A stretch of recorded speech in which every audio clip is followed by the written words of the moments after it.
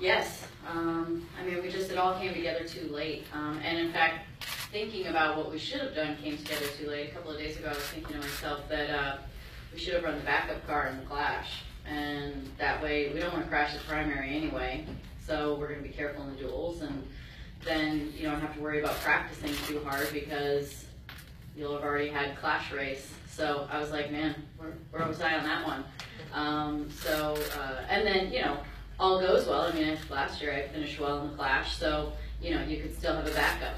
So it would have just been a good gamble to use the backup for, but didn't think of it soon enough and was honestly just really concerned about, the work getting done to put the primary car out there, so, for the 500. So just came together too late and thought of it too late, but it would have been good practice.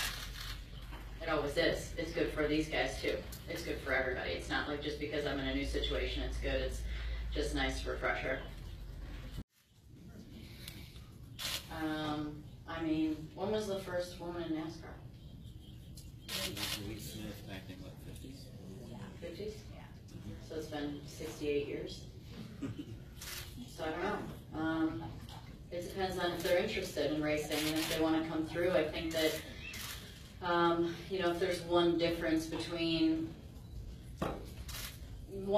that I feel is that, you have to get a team behind you, but to believe in you, and maybe it's a little harder because women have not proved themselves as much as men, but every driver has to prove themselves to their team. So there's still that responsibility, and that challenge is still at hand for every single driver to find a group that believes in them and gives them what they need, puts them in the right scenario. So, perhaps it's a little bit harder for me just based on history, but I've had great opportunities as a driver.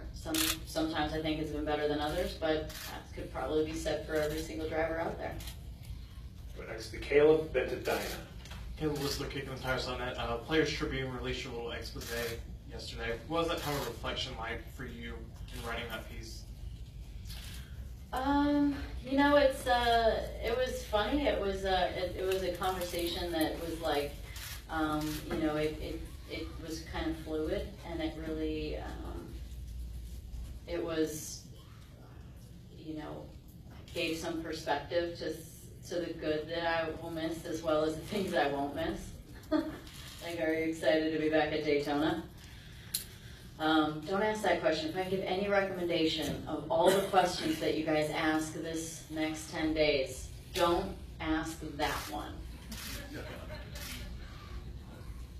Because there's no real good answer. Yes and no, maybe, we'll see. It's just it's too simple of a question and not deep enough. So that'd be my only recommendation, based on the Players Tribune piece. But it was nice, honestly, it's just a really we'll roll out some stories to the Tribune with me that'll be, kind of those more intimate, interesting stories from before and after Daytona and before and after Indy. So be on the lookout for, another story after it's over with, and then, oh my God, the cars in the legs going straight. Look interesting on TV, don't they, sometimes? So it's just part of explaining to people and giving more information on, but no one expects more than me. Go to Jenna, then to Nate. Danica, you're kind of keeping an eye on this practice. Yeah. Do you anticipate watching racing when you're not a racer anymore? I don't really watch a lot of racing when I'm still racing. So, obviously I was in 38 of them, or 37, or sometimes 36. But I'm sure I'll watch some of it when it's somewhat convenient or when it's a big one. I imagine myself to be just like kind of an average fan, like that watches when it's on, and if I'm busy traveling or in an airplane or going somewhere or doing an appearance or whatever it is, then I can't watch it. And I'm sure I'll be interested every single weekend as to how it went, the results, for sure.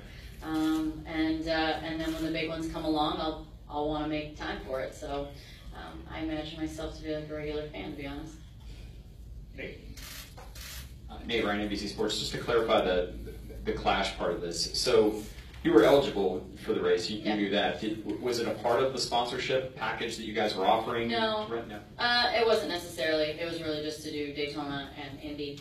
And Clash wasn't a priority. It was just a matter of getting everything else going. So I'm sure that if everything would have come together quicker, as I said many times to people over the last few months, I'm surprised it's taking so long. If it would have come together sooner, I'm sure that we would have been able to put something together for the Clash. But I'm sure it would have been extra. You know what I mean? It's not free. You know, turning a wheel, turning the engine on is never free. So we would have surely found a way to put something together, but it just didn't come together fast enough. And you know, with the amount of time we had, it was really important that Tony and Tommy and everybody putting the deal together and getting the car time to, you know, get the Hawkeye and all those things that, you know, are important to making sure that everything passes. You know, there was no time to really worry too much about anything other than the primary.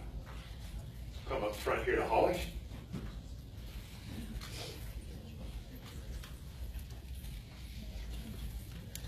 Holly Kane, the NASCAR Wire Service. Danica, being here, obviously there's so much work that you have to do, but how much have you allowed your mind to kind of soak in the meaning of this week and that this will be your final NASCAR start? I actually felt like Homestead was that. I know it wasn't the last one, but just with the announcement, there was so much loaded emotion in that weekend that to me that had a lot of a feel for kind of the end on some level of racing in the Cup Series. So yeah, I'm sure that I'm good. I'm excited about it all, and you know, I made the decision last year that this was what I was good with. Otherwise, I wouldn't have been doing it. So, you know, I've had a lot of time to mentally transition, and that transition started last year. So, I'm good. I'm ready. But we just have to keep my dad away from me, to be honest. He's always the emotional one that's going to be like all choked up and tearing and sunglasses, and he's going to be crunching on his water bottle, and he's just going to be like, just have fun out there. And I'll be like, yeah. Now I guess I gotta ask, what are your plans for Monday after the Daytona 500? Plans? Well, I mean, I just hope that I really hope that I finish, and I'm hopefully in contention. I mean, that's really my hope for the Daytona 500. There's no such thing as a runaway here, so you just hope that you're in contention. The only way that things could get split up is if somehow the end of the race turns into a long stint, and you know there's a pit stop and there's a broken up group. That's all that you can think of as that would make it smaller, but you hope you're in contention and that you're there. What's my plans for Monday? Hydrate from Sunday. Okay. Well, Danica, if you win, I'm sure there'll be a few things on your plate on that Extra Monday. hydration. Extra hydration. But thanks for joining us today. Good luck tomorrow in qualifying and next week in the Daytona 500.